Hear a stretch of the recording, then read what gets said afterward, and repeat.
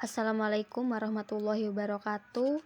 Perkenalkan, saya Difatus Adah dari kelas A3 ingin mempresentasikan makalah yang berjudul Nilai-nilai Pancasila, Nilai Persatuan, Nilai Kerakyatan, dan Nilai Keadilan. Yang pertama yaitu nilai persatuan. Cara mengimplementasikan nilai persatuan dalam kehidupan masyarakat bangsa negara Indonesia.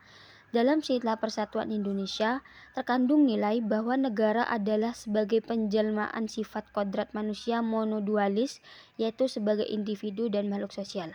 Maksudnya, setiap orang memang punya kebebasan dan kepribadian sendiri sebagai individu, tapi pada saat yang sama juga tidak bisa hidup sendirian karena membutuhkan orang lain dan harus hidup bersama dalam masyarakat atau makhluk sosial. Jadi, nilai persatuan di sini menekankan bahwa negara Indonesia terbentuk karena adanya kesadaran bahwa kita harus bersatu sebagai satu bangsa tanpa menghilangkan keunikan masing-masing individu. Dengan kata lain, perubahan Indonesia mencerminkan keseimbangan antara kepentingan pribadi dan kepentingan bersama. Nah, cara mengimplementasikannya, nilai persatuan di masyarakat yang sering kita lihat adalah gotong royong. Gotong royong juga bisa diartikan suatu kerja sama yang disepakati bersama. Nilai gotong royong mencerminkan perilaku dan tindakan individu tanpa pamrih. Koenzianingrat membagi gotong royong menjadi dua jenis, yaitu gotong royong tolong-menolong, gotong royong kerja bakti. Nah, gotong royong terjadi dalam berbagai aktivitas seperti pertanian, rumah tangga, bencana, dan kematian. Sementara gotong royong kerja bakti umumnya dilakukan untuk tugas-tugas umum. Terus selanjutnya, gotong royong umumnya dilakukan tanpa harapan mendapat balasan berupa uang atau layan. Sebaliknya, ini berbasis pada prinsip saling membantu. Para peneliti memakai kriteria khusus untuk mengukur tingkat persatuan dalam gotong royong di desa, seperti yang pertama, rasa solidaritas dan nasib bersama di antara warga, dan yang kedua didorong oleh naluri manusia sebagai makhluk yang hidup bermasyarakat, dan yang ketiga ada kebutuhan saling bergantung antar individu, dan yang keempat dorong jiwa untuk merasa setara baik tinggi maupun rendah, dan yang kelima adalah keinginan untuk meringankan penderitaan orang lain. Nah, yang selanjutnya adalah penerapan nilai kerakyatan yang mencerminkan prinsip demokrasi Pancasila dalam aktivitas sehari-hari.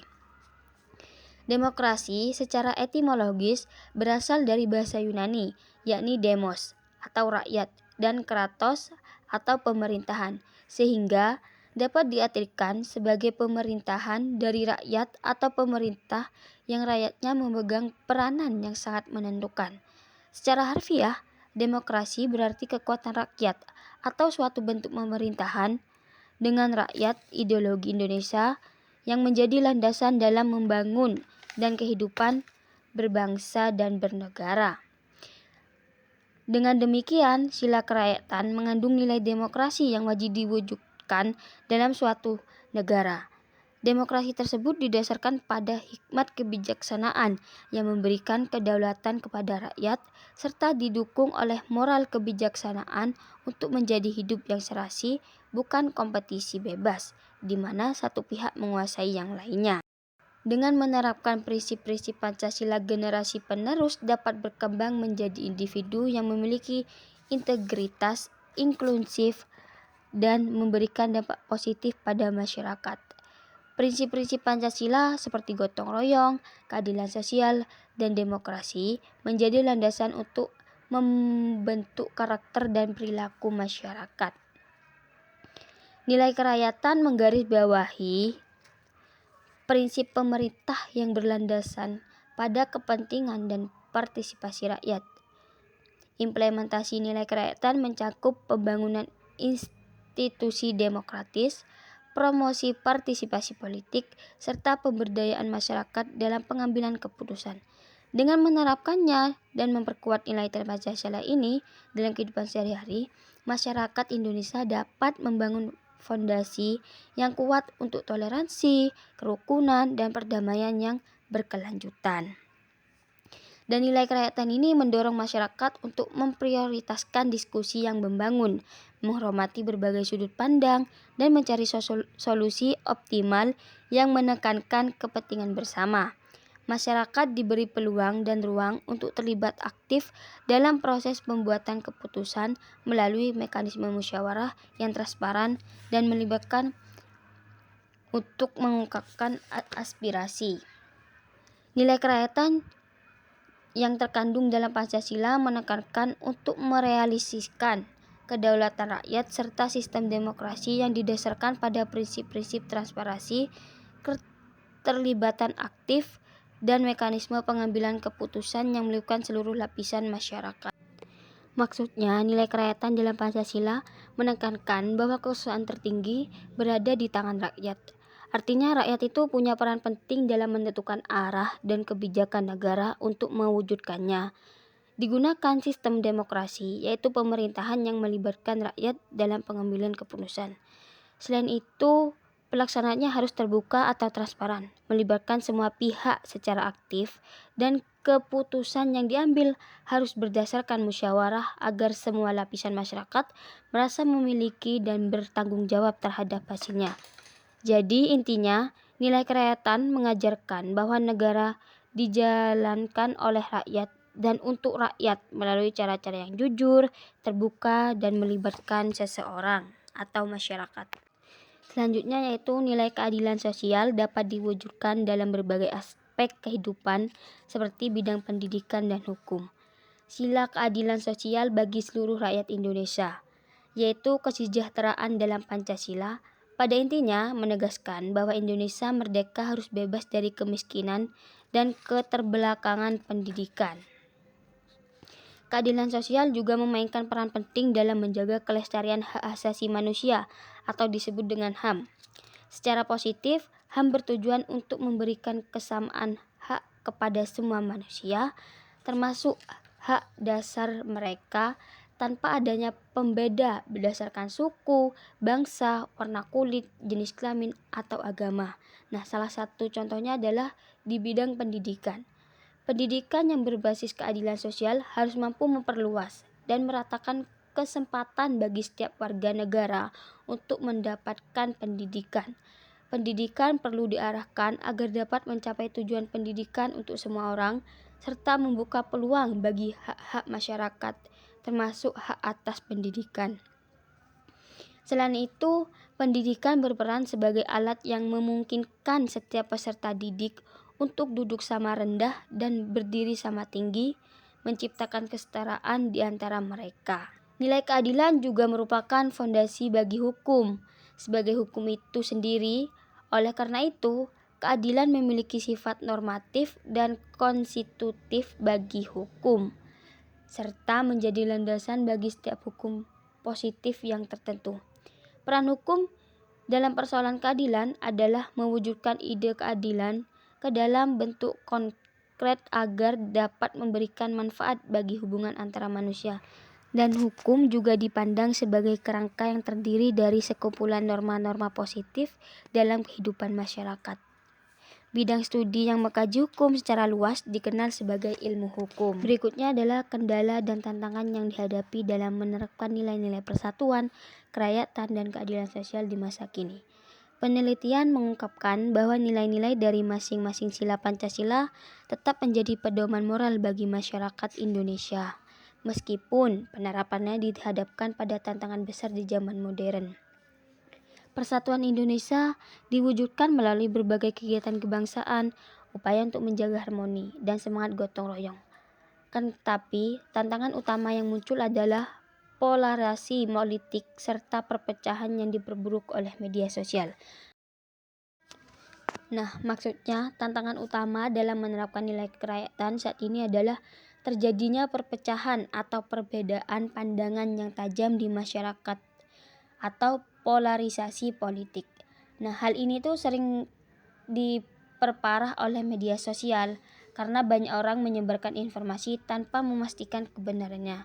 Contoh, ketika ada pemilu, masyarakat sering berbagi menjadi dua kelompok pendukung, calon yang berbeda. Di media sosial, masing-masing kelompok saling menyerang, menyebarkan berita bohong atau hoaks, atau menjelek-jelekkan lawan politiknya. Akibatnya, hubungan antara warga jadi renggang dan semangat persatuan melemah.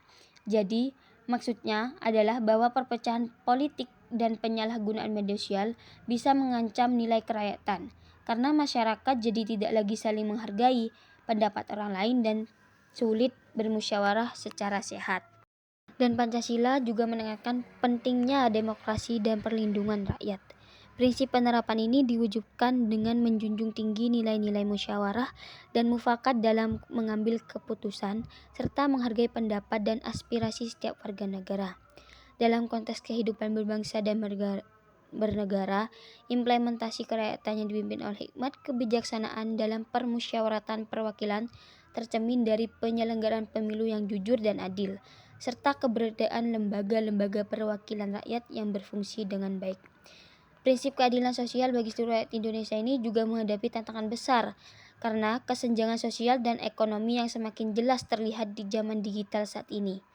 Meskipun ada program-program bantuan sosial dan kegiatan ekonomi kreatif yang menggunakan teknologi digital, keterbatasan akses yang tidak merata membuat masyarakat di wilayah terpencil ketinggalan dalam memanfaatkan teknologi tersebut. Prinsip kelima Pancasila menegaskan betapa pentingnya keadilan dan kemakmuran untuk semua rakyat Indonesia.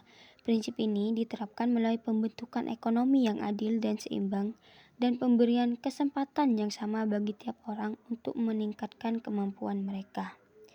Di kehidupan nyata, penerapan keadilan sosial bagi seluruh rakyat Indonesia tampak langkah pemerintah untuk menutup jurang perbedaan sosial dan ekonomi, serta memberikan bantuan kepada kelompok masyarakat yang lemah. Dan di era modern ini membawa berbagai tantangan yang menguji keberlanjutan dan keefektifan Pancasila sebagai panduan hidup.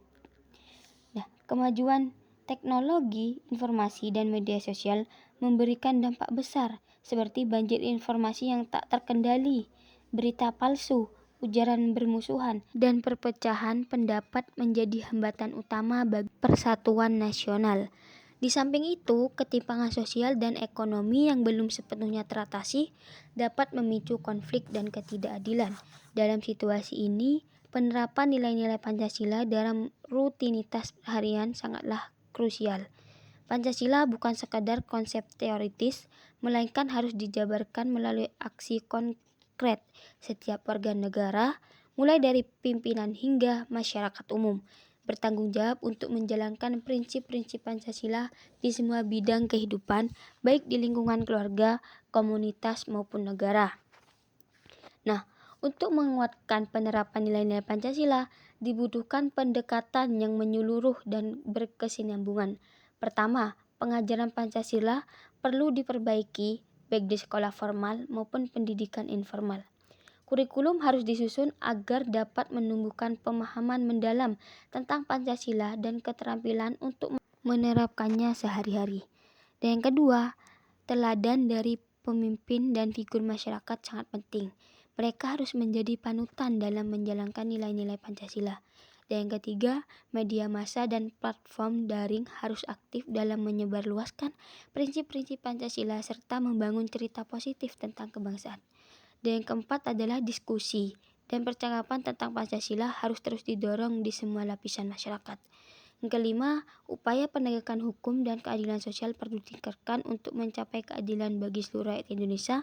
Dengan langkah-langkah yang tepat, diharapkan nilai-nilai Pancasila tetap aktual dan menjadi pedoman hidup bagi bangsa Indonesia. Pancasila bukan hanya warisan masa lalu, tetapi juga fondasi masa kini dan masa depan. Di samping itu, tantangan krusial lainnya adalah menjaga keragaman dan menangani potensi konflik yang muncul dari perbedaan perspektif. Pancasila sebagai fondasi negara yang mengakui prinsip Bhinneka Tunggal Ika, berbeda-beda namun tetap satu, memerlukan pendekatan inklusif untuk merangkul pluralitas budaya, agama, dan etnis di Indonesia.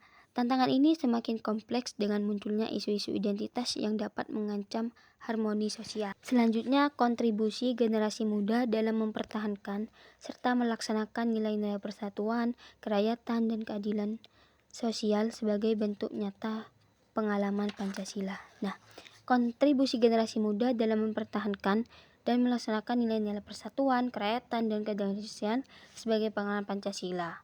Yang pertama itu penguatan nilai persatuan melalui sikap inklusif dan toleransi aktif. Nah, generasi muda memegang peran fundamental dalam menjaga keutuhan bangsa di tengah derasnya arus globalisasi dan polarisasi sosial. Dalam konteks sila ketiga Pancasila, Persatuan Indonesia, generasi muda dituntun memiliki kesadaran multikultural dan semangat kebangsaan yang terbuka terhadap perbedaan. Sikap toleransi dan inklusivitas harus menjadi gaya hidup generasi muda agar tidak mudah terpecah oleh isu suku, agama, ras, maupun golongan.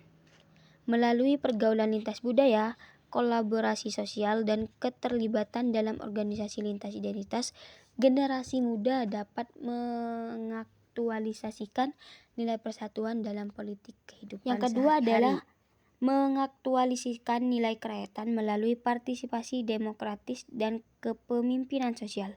Nah, sila keempat Pancasila, kerakyatan yang dipimpin oleh hikmat kebijaksanaan dalam permusyawaratan perwakilan, menuntun generasi muda agar mengembangkan kesadaran politik, sosial, dan moral dalam kehidupan berbangsa. Dalam era demokrasi digital, partisipasi tidak hanya terbentuk kehadiran fisik dalam musyawarah, tetapi juga aktivisme sosial dan digital yang memperjuangkan suara rakyat. Dalam konteks ini, generasi muda bukan hanya pelaku perubahan, tetapi juga perlindungan nilai-nilai kerakyatan. Yang ketiga adalah mewujudkan keadilan sosial melalui kepedulian, literasi, dan inovasi sosial. Nilai keadilan sosial bagi seluruh rakyat Indonesia menuntut pemerataan kesempatan dan kesejahteraan tanpa diskriminasi. Generasi muda harus menjadi pelopor transformasi sosial yang memadukan semangat kemanusiaan dengan inovasi teknologi. Misal, dengan menciptakan stratub sosial, proyek literasi digital di pedesaan, atau kampanye kesetaraan gender dan pendidikan inklusif. Sekian presentasi dari saya. Wassalamualaikum warahmatullahi wabarakatuh.